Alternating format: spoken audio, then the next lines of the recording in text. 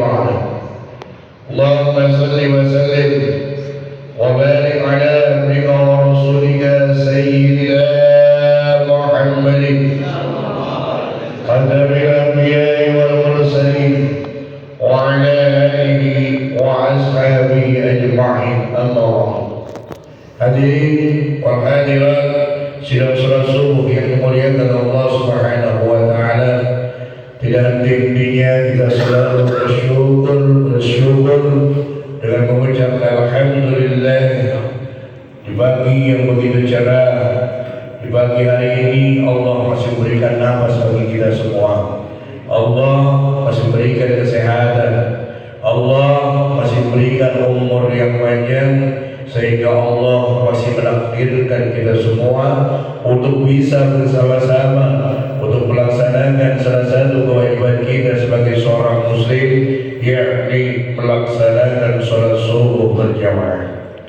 Mari kita berdoa kepada Allah Subhanahu wa taala, semoga seluruh amaliyah ibadah kita, terutama ibadah puasa kita dan amalan-amalan yang lain di bulan Ramadan, diterima oleh Allah Subhanahu wa taala. Amin ya rabbal alamin. Dan juga tidak lupa selawat serta salam semoga tetap tercurah keharibaan junjungan kita, dialah baginda kita Nabi besar Muhammad sallallahu alaihi wasallam, dan juga tidak lupa kepada para keluarga dan para sahabat-sahabatnya, termasuk kita selaku umatnya, mudah-mudahan mendapat syafaatul uzma di yaumul qiyamah. Amin ya rabbal alamin. Hadirin rahimakumullah, tentunya setelah kecintaan Allah Subhanahu wa taala bagi kita, bahwa kita ini diciptakan oleh Allah di muka bumi adalah sebagai khalifah, sebagai pemimpin di dunia ini. Ketika Allah Subhanahu wa taala menciptakan para malaikat, dan tentunya di sana ada perdebatan tentang kepemimpinan di dunia ini. Terdengar ketika Allah akan menjadikan manusia sebagai pemimpin khalifah di muka bumi. Ini yang namanya malaikat protes pada Allah. Kenapa Allah menjadikan wa qala lil malaikati inni ja'ilun fil ardi khalifah qalu ataj'alu biha may yufsidu biha. Kata malaikat, kenapa kau ya Allah akan menjadikan manusia sebagai pemimpin di muka bumi ini, padahal manusia itu sering berbuat kerusakan, sering pertumpahan darah di muka bumi. Tapi Allah Maha Tahu, Allah Maha Tahu, sehingga tetap Allah menjadikan manusia sebagai khalifah di muka bumi ini, yang diciptakannya Nabi Adam alaihi salam. Dan ketika Adam alaihi salam berada di surganya Allah Subhanahu wa taala, maupun mengetes tentang makhluk-makhluk yang ada di surga, pada hakikatnya semuanya itu mereka adalah makhluk-makhluk yang taat. Maka semua yang suruh bersujud, tetapi illa iblis. Yang tidak mau bersujud adalah iblis. Yang bersujud kepada Nabi Adam alaihissalam itulah tetap menjadi seorang makhluk yang taat, yakni malaikat Allah Subhanahu wa taala. Nah, sehingga dengan sababiahnya, ya, kakek kita Nabi Adam alaihissalam, kita hidup di dunia ini. Sebetulnya perjalanan yang sangat panjang. Kita tuh sudah mengalami yang disebut dengan alam rahim. 9 bulan dan 10 bulan, dulu ada 12 bulan. Lama. Sekarang mah kalau lewat-lewat gitu, dalam jangka beberapa bulan ketahuan bikin tanggalnya sekian di Kesah. Iya, dulu nggak ada paraji, dulu di kampung namanya paraji. Kelahiran alamiah yang terjadi. Maka lahirlah ke dunia. Nah, kita ini sekarang ini baru yang disebut dengan alam dunia. Alam dunia itu tempat apa? Tempatnya kita untuk beribadah kepada Allah Subhanahu wa taala. Tentu hidup di alam dunia ini tidak akan lama. Tergantung Allah, kemauan Allah dan perjanjian antara janin dengan Allah Subhanahu wa Ta'ala, kapan atau selama berapa tahun, bahkan selama berapa bulan, tergantung kehendak Allah Subhanahu wa Ta'ala. Diibaratkan pohon kelapa. Pohon kelapa dimulai yang namanya cengkir. Kalau cengkir itu biasanya dari bunga, udah deket sedikit tuh cengkir, begitu banyak, tapi akhirnya jatuh dengan sendirinya. Ya, apalagi kalau sudah kelapanya kelapa muda, bukan bini muda, kelapa muda. Yang namanya kelapa muda, apalagi di bulan Ramadan ini, laris banget. Zaman Covid aja yang namanya kelapa muda yang merah, itu kelapa hijau namanya. Walaupun hijau tapi ciri khasnya dalamnya agak merah, spesial. Itu harganya sangat mahal, lumayan bisa 14 dan 20 ribu. Itu yang mahal, sangat mahalnya tuh. Kalau kelapa yang hitam, ya itu dicari. Ada yang dicari, diturunin.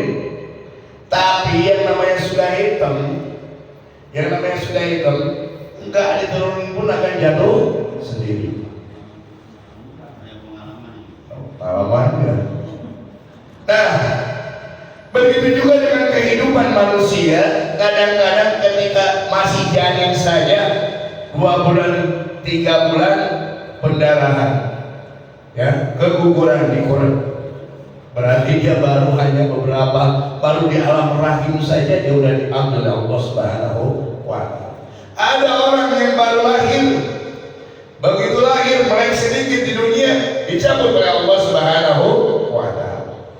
Apalagi anak-anaknya banyak, ada yang kecepur, gitu kan. Ada yang kebakar gara-gara mainan, gitu kan. Apalagi anak-anak remaja, gitu kan.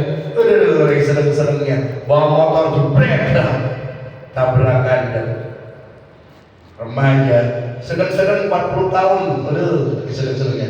Ini kita sedang 40 tahun.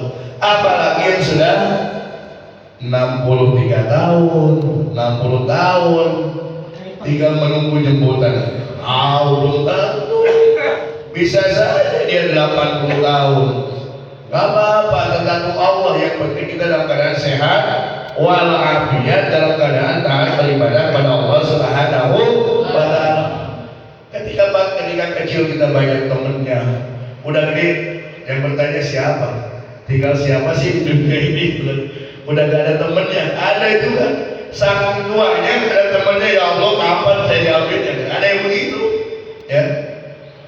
Apalagi sudah mendekati Nabi aja hanya 63 tahun. 62. Nah sekarang kalau 62 tahun 11 bulan sekian tahun kontraknya. Jadi kalau udah 70 tahun, 75 tahun, wah ini banyak banget bonusnya. Yang dipikirkan memang di usia-usia seperti itu ya udahlah, 60 ke atas mah udah 80% akhirat, 20% yang dunia. Siap-siap 72 masih mau jadi presiden. 72 ya. Kalau menurut ukuran secara kacamata kesehatan ya secara dalil akli itu kan, dalil akli itu secara akal ya memang tinggal beberapa, tapi nggak tahu juga secara dalilnya itu yang namanya usia. Kullu nafsin za'iqatul maut, setiap yang hidup itu pasti akan mati. Semuanya kita dari mulai anak-anak sampai orang dewasa itu sudah mempunyai tiket yang namanya kematian. Tapi apa yang Allah rahasiakan? Yang Allah rahasiakan kapan waktunya, kapan bulannya, jam berapa, gitu kan? Dan bersyukur kepada Allah. Banyak orang yang Allah dengan penuh kasih sayangnya yang diambil usianya di bulan suci Ramadan, ya. Minimal apa? Dia senang ke dalam bulan Ramadan, baru senang Ramadan saja Allah jamin bahwa orang tersebut terhindar daripada api neraka. Baru meninggal dunia itu adalah merupakan fase alam yang selanjutnya. Yang namanya meninggal itu gak lama. Gak lama. Kalau dia meninggal jam 4 sore dikubur jam 8 malam, biasanya kalau yang jam 4 cepat tuh. Kalau dapat kuburan ya, kita mah cepetin banget. Jam 8 udah dimandiin, dikabarin, disolatin, kuburin. Ya, pokoknya dia itu jangan bangga. Walaupun kita punya rumah yang sangat mewah, tapi tetap aja yang kembali ada berapa ukurannya? Ukurannya hanya 1 meter kali sekian. Kalau di Arun ada pepet-pepetin banget. Kalau di kampung sih gak apa-apa. Kalau di Arab itu siapin tuh bolong-bolong tuh di dekat Masjid Madinah selalu. Tapi dalam jangka sekian tahun harus diangkat dia di sana. Jangan bangga dengan kendaraan yang mentereng, wah Mercedes segala macam ya, pesawat pribadi, mati mantep aja bawa ambulan. Ya, jangan bangga dengan kain yang sangat mahal, kainnya BHS, bajunya paling mahal, segala macam paling mahal. Tapi ingat, yang kain yang kita pakai apa? Hanya kain kafan. Itulah yang namanya kematian. Ya. Ketika dia mati jam 4 dikuburkan, maka ketika kita sudah dikuburkan, yang menguburkan 7 langkah saja di sana kita sudah dihidupkan kembali di alam kubur dan siap-siap dengan pertanyaan-pertanyaan. Bagi dengan harta yang banyak semakin banyak hisabnya. Kemarin saja dengan apa? Tampak saja punya tampak baru hisabnya cukup lumayan. Alam kubur adalah alam barzah, jembatan yang menghubungkan antara dunia dengan akhirat.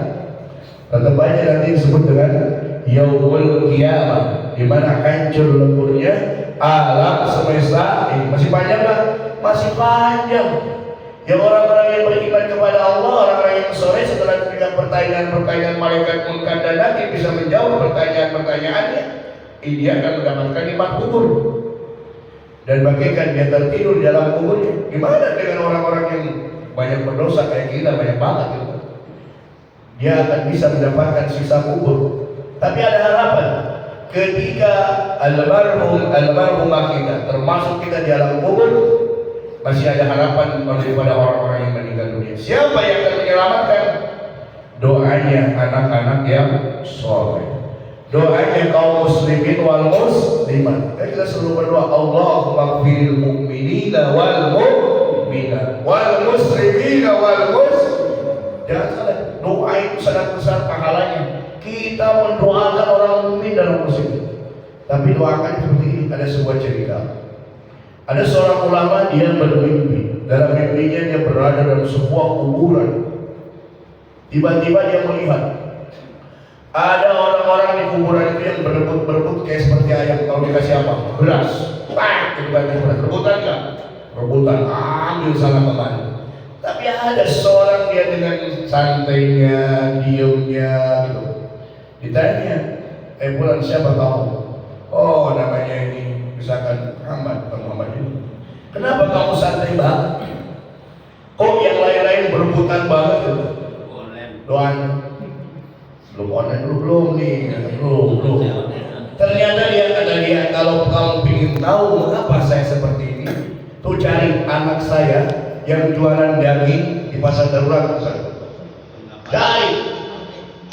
Begitu bangun, coba bener kan? Cari. Oh, ternyata ada seorang yang berjualan daging. Tapi apa dia? Ketika di sela-sela berjualan, ketika tidak ada pelanggannya, dia senantiasa membaca Al-Quran. Dan membaca Al-Qurannya, setiap dia berbuat kebaikan dan membaca Al-Qurannya, dia selalu dihadiahkan untuk kedua orang tuanya. Ya, makanya kita sebagai anak, kalau kita berbuat itu, hadiahkan untuk orang tua kita. Ketika kita berhadiahkan, diniatkan kebaikan orang tua kita, selain kita dapat, orang tua jelas sudah dapat. Kenapa bisa dapat? Karena ada koneksivitas. Satu, koneksivitas keimanan antara sang anak dengan orang tua. Maka ketika kita khususkan seperti itu, wah, enak banget di dalam kubur. Dia mendapatkan kiriman ekspres, bukan COD gitu. Oh, bukan. Ekspres khusus dia. Ya, kilat sampai dan tepat sampai kebakaran apa? Nyasar. Pokoknya apa? Kebaikan-kebaikan yang khusus akan diberikan seperti itu. Nah tadi kenapa dia berebutan? Dia punya anak boro-boro karena kita disalah pendidik tadi, anaknya nggak dipondokin, nggak diajarin ngaji dan sebagainya. Tadi tuh begitu subuh orang mau ke masjid main game online. Terus sekarang tidak ada anak, wah kesana kemarin game online. Coba perhatiin ada ceweknya juga kayak begitu. Nah, orang tuanya memperhati gitu. Bulan Ramadan pada keluyuran kesana kemarin tuh. Hati-hati, ya. Coba kalau anaknya bisa minimal bisa ngaji aja gitu kan.